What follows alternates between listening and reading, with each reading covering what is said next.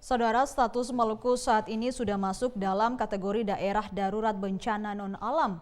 Peningkatan status tersebut dikarenakan sudah terkonfirmasi satu pasien dalam pengawasan positif COVID-19 di Maluku.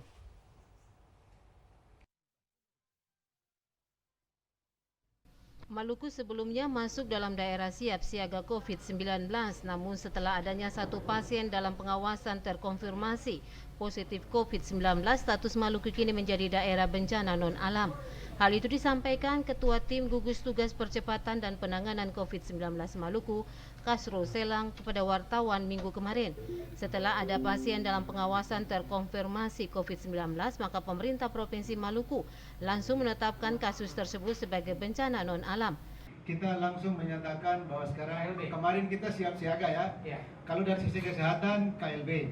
Kalau kita dari sisi bencana kita sekarang sudah darurat bencana non alam. Kita sudah menetapkan statusnya.